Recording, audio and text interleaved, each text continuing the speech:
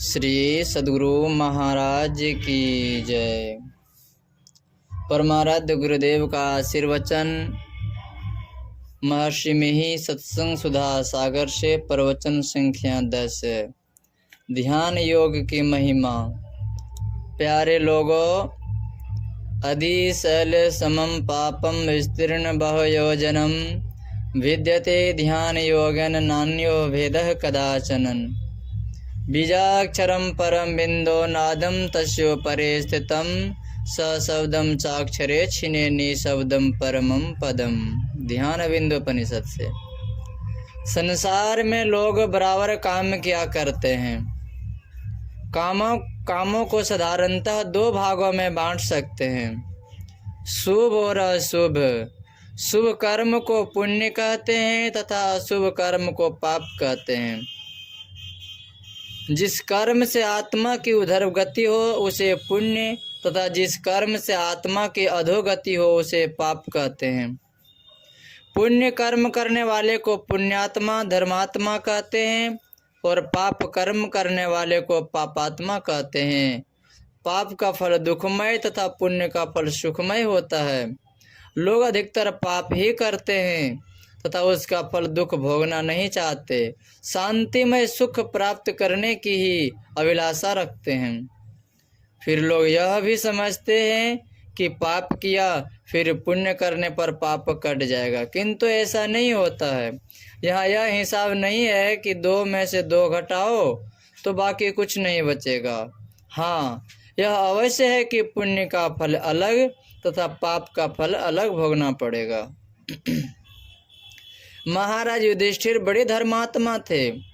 नित्य ब्राह्मण भोजन कराते थे, दान करते थे, बड़े बड़े यज्ञ करते थे, दुर्गम से दुर्गम स्थान में तीर्थ करने गए थे। जहाँ वे स्वयं नहीं जा सकते वहाँ भीम के पुत्र घटोत्कच की सहायता से उस दुर्गम स्थान में जाते थे। भगवान श्री कृष्ण का दर्शन भी उनको बराबर ही हुआ करता था। वे सदा सत्य बोलते थे, लेकिन केवल एक शब्द झूठ बोलने पर मिथ्या नरक देखना पड़ा तथा नरक का दुख भोगना पड़ा। जैसा कि महाभारत में लिखा है, तप दान पुण्य तीर्थ यज्ञ आदि कितना शुभ कर्म पुण्य कर्म उन्होंने किया, किंतु इतने पुण्य करने पर भी एक झूठ बोलने के कर्म फल से नहीं बच सके। इससे जानना चाहिए कि पुण्य करने से पाप कर्म के फल से कोई बच नहीं सकता। किंतु ध्यान बिंदोपनिषद के उपर्युक्त श्लोक 1 से जानने में आता है कि कई योजन तक फैला हुआ पहाड़ के समान यदि पाप हो तो वह ध्यान योग से नष्ट हो जाता है। इसके समान पापों का नाश करने वाला कभी कुछ नहीं हुआ है। तो अब विचार करना चाहिए कि ध्यानाभ्यास से पाप नष्ट हो जाएगा। यह ऋषि वाक्य उपनिषद में है, इसलिए मान लें अथवा इसको तर्क बुद्धि से भी जानने की कोशिश करें तो तर्क बुद्धि से विचारने पर भी यही ज्ञात होता है कि ध्यानाभ्यास से अवश्य नष्ट होगा। क्योंकि जो मनुष्य ध्यानाभ्यास करता है वह अपने मन को विषयों से हटाकर एक ओर लगाता है। वह एक और एक बिंदु है। बिंदु उसे कहते हैं जिसका स्थान हो परिमाण नहीं। तो इतने सूक्ष्म पर अपने मन को पहले लगाना संभव नहीं, क्योंकि मोटे अक्षर के लिखे बिना बारीक अक्षर नहीं लिख सकते। इसलिए पहले मोटा मोटी इंद्रिय गम्य पदार्थ का ही अवलंब लेना उचित होगा। साधु संतों ने 5 विषयों में से 2 विषयों रूप और शब्द को लेने बताया, अर्थात किसी एक रूप को जिसमें अपनी पूर्ण श्रद्धा हो, उस रूप के मानस ध्यान का तथा उस इष्ट संबंधी शब्द के मानस जप का अवलंब संतों ने बताया। यह आरंभिक साधन है। इस प्रकार मन को एक और करते हैं, फिर बिंदु ध्यान के द्वारा मन का पूर्ण सिमटा हो जाता है। सिमटा में उधर्वगति होती है। उधर्वगति होने के कारण वह स्थूल से सूक्ष्म में प्रवेश कर जाता है। लोग स्थूल विषयों में फंसकर ही पाप करते हैं। जो स्थूल से सूक्ष्म में प्रवेश कर जाए उससे पाप होना संभव नहीं, क्योंकि इस प्रकार सूक्ष्म ध्यान करते करते उसका मन स्थूल विषयों से हट जाता है। ऐसी अवस्था में उससे पाप हो सके असंभव है, अर्थात उससे पाप कर्म नहीं हो सकता। फिर सूक्ष्म नादों का ग्रहण होगा, जिसके द्वारा उधर्व की ओर खिंचाव होगा। तब कारण और महाकारण को भी पार कर केवल दशा प्राप्त करे। इस प्रकार वह जड़ के सब मंडलों को पार कर कर्म मंडलों को पार कर जाता।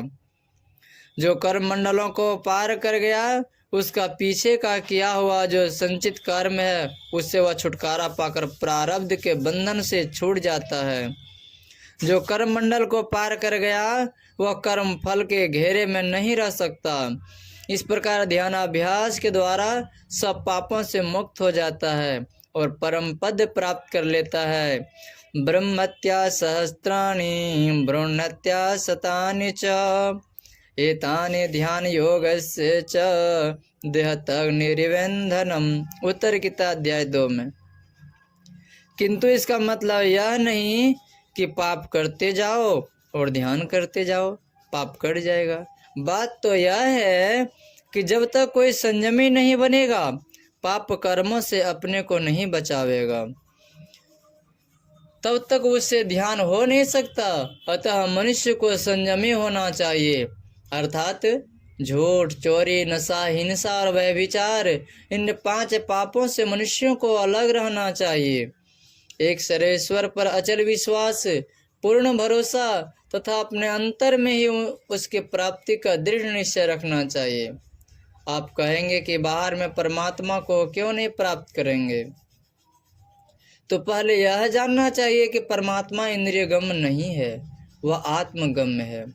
बाहर में आप इंद्रियों के संग संग चलेंगे, किंतु अंतर में चलने के समय इंद्रियों से छूटते हैं। इसके लिए जागृत से स्वप्न अवस्था में जाने की स्थिति पर विचार कीजिए। जागृत स्वप्न के बीच एक तंद्रावस्था होती है। उसमें क्या होता है? हाथ पैर कमजोर होते जाते हैं, उसमें गला झुक जाता है। ज्ञात होता है कि शक्ति भीतर की ओर खींची जा रही है, बाहर का ज्ञान जाता रहता है।